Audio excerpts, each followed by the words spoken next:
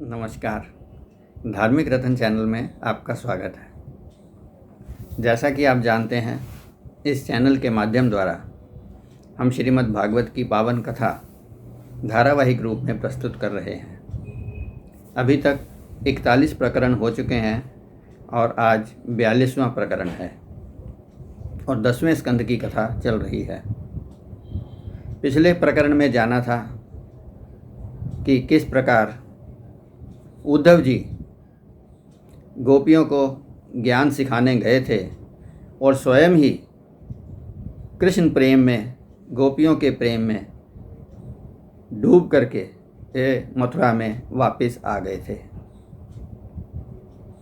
इसके बाद सुखदेव जी ने कहा कि हे परीक्षित, एक दिन श्री कृष्ण जी ने अक्रूर जी को हस्तिनापुर जाकर के पांडवों की कुशलता का समाचार लाने के लिए कहा।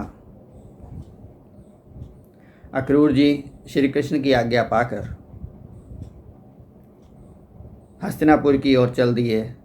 वहाँ पर विदुर जी ने उनका बहुत ही स्वागत किया और वे उन्हें कुंती के पास ले गए। कुंती ने अक्रूर जी को बताया कि पांडु की मृत्यु के बाद कौरव उन्हें बहुत कष्ट देते हैं। उन्होंने कहा कि आप श्री कृष्ण से कहना कि वह हमारी रक्षा करें।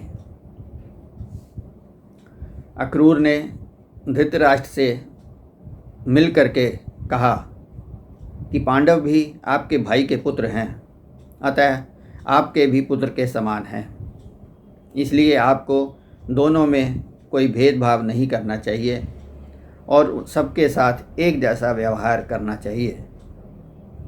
नहीं तो अगर इसका कोई बुरा परिणाम होता है तो वह आपको ही भुगतना पड़ेगा। धृतराष्ट्र ने कहा कि अक्रूर जी, यद्यपि आप ठीक कहते हैं, पर पुत्र मोह के कारण मैं कुछ नहीं कर पा रहा हूँ, अतः आप भगवान श्री कृष्ण से मेरी स्थिति बता देना। अक्रूर जी ने मथुरा वापस आकर के श्री कृष्ण, देवकी और वासुदेव को पांडवों की सारी स्थिति से अवगत करा दिया। इसके बाद सुखदेव जी ने कहा कि हे राजन, कंस की मृत्यु होने पर उसकी दोनों पत्नियां आस्ती और प्राप्ति अपने पिता जरासंध के पास चली गई और उन्होंने कंस की मृत्यु का सारा हाल कह सुनाया। यह सुनकर जरासंध बहुत ही क्रोधित हुआ और अपनी चतुरंगनी सेना लेकर मथुरा पर हमला करने के लिए चल पड़ा। श्री कृष्ण और बलराम जब युद्ध करने के लिए बाहर आए तो जरासंध ने उन्हें देख करके कहा कि तुम तो अभी बच्चे हो, तुम्हें मारकर मुझे कोई प्रसन्नता नहीं होगी। अभिमानी जरासंध की बात सुनकर श्री कृष्ण जी ने कहा कि वीर अपनी बढ़ाई नहीं करते, आओ युद्ध करो। दोनों तरफ से भयंकर युद्ध हुआ। श्री कृष्ण और बलराम ने जरासंध की 23 अक्षौहिणी सेना नष्ट कर दी और जरासंध खड़ा देखता हुआ रह गया। इसके बाद बलराम जी ने अपने हल से जैसे ही जरासंध को मारना चाहा तो श्री कृष्ण जी ने जरासंध को छुड़वा दिया। तब बलराम जी ने श्री कृष्ण से कहा कि आपने जरासंध को जीवित क्यों छोड़ दिया। तब श्री कृष्ण जी ने कहा, यह दाऊ भैया, हमने धरती का भार उतारने के लिए अवतार लिया है। अब जरासंध स्वयं ही कई बार दुष्टों को इकट्ठा करके यहाँ लाएगा और हम उनका वध कर देंगे। इससे हमारा कार्य काफ़ी आसान हो जाएगा। इस प्रकार जरासंध 17 बार 23 अक्षौहिणी सेना लेकर के आया और 17 बार ही वह कृष्ण और बलराम से हार गया। जब जरासंध 17वीं बार हार गया तो वह बहुत ही उदास हो गया और उसने सोचा कि अब अपने राज्य में वापस जा कर के किसको मुंह दिखाना है। अतः वह आत्महत्या करने की सोचने लगा और बड़ा उदास होकर जा रहा था। रास्ते में नारद जी मिले। नारद जी ने कहा कि जरासंध, क्या बात है, तुम बहुत ही उदास दिखाई दे रहे हो। नारद जी को देख करके जरासंध ने उन्हें प्रणाम किया और सारी स्थिति कह समझाई और बताया कि मैं बहुत उदास हूँ, अब मैं युद्ध नहीं करना चाहता। तब नारद जी ने जरासंध को कहा कि ऐसा नहीं है कि श्री कृष्ण तुमसे हार नहीं सकते। इस बार तुम काल यवन की सहायता लो। काल यवन यवनों का राजा था। उसे वरदान था कि उसे कोई अस्त्र शस्त्र से नहीं मार सकता। ऐसा सुनकर के जरासंध ने नारद जी से कहा कि नारद जी, काल यवन तो बहुत दूर रहता है, आप कृपया मेरी सहायता करते हुए काल यवन को मेरा संदेशा दे दें। नारद जी ने कहा, बहुत अच्छा। नारद जी ने जाके काल यवन को कहा कि जरासंध आपकी सहायता चाहता है, आप उसके पास जाएं। काल यवन जैसे ही जरासंध के पास पहुंचा, जरासंध ने उसे सारी घटना बताई और कहा कि तुम मेरी सहायता करो और श्री कृष्ण और बलराम को युद्ध में हराओ और मैं अपनी सेना लेकर तुम्हारे पीछे पीछे चलूँगा। इस प्रकार जरासंध काल यवन को आगे करके स्वयं भी उसके पीछे पीछे रथ पे सवार होकर आगे आ गया।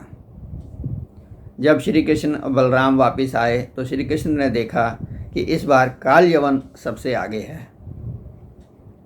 श्री कृष्ण ने कहा कि काल यवन, तुम तो रथ पर सवार हो और तुम्हारे पास कई अस्त्र शस्त्र भी हैं, पर मैं तो बिना रथ के ही आया हूँ और मेरे पास कोई हथियार भी नहीं है। अतः यह मुकाबला तो बराबरी का नहीं हो पाता। यह सुनकर के काल यवन खाली हाथ नीचे आ गया। नीचे आने पर काल यवन ने कहा, लो कृष्ण, अब तो मैं खाली हाथ हूँ और मैं रथ पर भी नहीं बैठा हूँ। अब हम दोनों युद्ध करेंगे। श्री कृष्ण ने कहा, बहुत अच्छा, लेकिन यह युद्ध हम यहाँ नहीं करेंगे। मैं आगे आगे जाऊँगा, तुम मेरे पीछे पीछे आना और हम किसी दूसरी जगह युद्ध करेंगे जहाँ पर तुम्हारी सेना भी सामने ना हो। उसने कहा, ठीक है। यह कह करके श्री कृष्ण जी वहाँ से भागने लगे। श्री कृष्ण जी को भागते हुए देख करके काल यवन की भी उनके पीछे पीछे भागने लगा। श्री कृष्ण जी के इस तरह भाग जाने के कारण उनका नाम रणछोड़ पड़ गया। श्री कृष्ण जी भागते भागते भागते भागते एक पर्वत की गुफा में घुस गए। उस गुफा के अंदर त्रेता युग से राजा मुचकंद सो रहा था। श्री कृष्ण ने अपना पीताम्बर राजा मुचकंद के ऊपर डाल दिया और स्वयं एक कोने में छिपकर खड़े हो गए। इधर काल यवन भागता हुआ उसने देखा कि श्री कृष्ण इस गुफा के अंदर घुस गए हैं, तो वह भी बड़े ज़ोर से सीधा आकर के उस गुफा के अंदर घुस गया।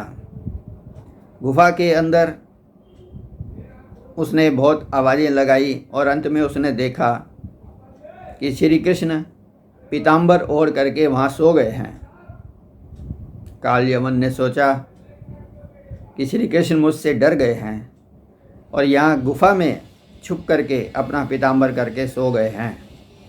अतः उसने क्रोध से वहाँ चिरकाल से सोए हुए मुचकंद को लातों से जगा दिया। जैसे ही उसने 3-4 बार पाँव से राजा मुचकंद के ऊपर हमला किया तो राजा मुचकंद, जो कि त्रेता युग से सो रहा था, उसकी नींद खुली और उसने सोचा कि ये किसने मुझे जगाया है। यह देख करके सोच करके उसने जैसे ही धीरे धीरे आंखें खोली तो सामने काल यवन खड़ा हुआ था। राजा मुचकंद के दृष्टि, राजा मुचकंद की दृष्टि पड़ते ही काल यवन वहीं भस्म होने लगा और सिर्फ वहाँ पे कंकाल मात्र रह गया। यह देख करके राजा मुचकंद भी बहुत हैरान हो गया कि यह क्या हुआ, यह कौन था जो मेरे देखने से एकदम भस्म हो गया। मुचकंद ने गुफा के अंदर इधर उधर जब दृष्टि डाली तो श्री कृष्णचंद्र उसके सामने आ गए। उसने देखा कि ये तो दिव्य पुरुष हैं। उसने उन्हें प्रणाम किया और कहा कि आप कौन हैं और यह व्यक्ति जो भस्म हो गया यह कौन था। तब भगवान श्री कृष्ण ने उसे बताया कि मैं देवकी वासुदेव का पुत्र श्री कृष्ण हूँ और यह काल यवन था। इसे वरदान मिला हुआ था कि यह अस्त्र शस्त्र के द्वारा नहीं मारा जा सकता था। और इधर राजा इंद्र ने आपको वरदान दिया हुआ था कि जो भी आपकी नींद भंग करेगा, आपकी दृष्टि पड़ते ही वह भस्म हो जाएगा। इसलिए मुझे इंद्र का वरदान भी पूरा करना था। अतः मैंने यह दोनों काम एक ही घटना में कर दिए हैं और इस प्रकार यह काल यवन की मृत्यु हो गई है। तब मुचकंद को यह समझ आ गया कि यह दिव्य पुरुष भगवान है। उसने उनके चरणों में साष्टांग दंडवत किया और भगवान ने उसे मुक्ति प्रदान की। इस प्रकार आपने देखा कि किस तरह से जरासंध इतनी बड़ी भारी सेना लेकर के भी 17 बार श्री कृष्ण बलराम से पराजित हुआ और 18वीं बार भी उसको पराजित ही होना पड़ा। पर भगवान श्री कृष्ण ने जरासंध की स्वयं अपने हाथों से भी हत्या नहीं की, क्योंकि उसकी हत्या किसी और के द्वारा लिखी हुई है, जो कि हम आगे आपको अगले उसमें वर्णन करेंगे।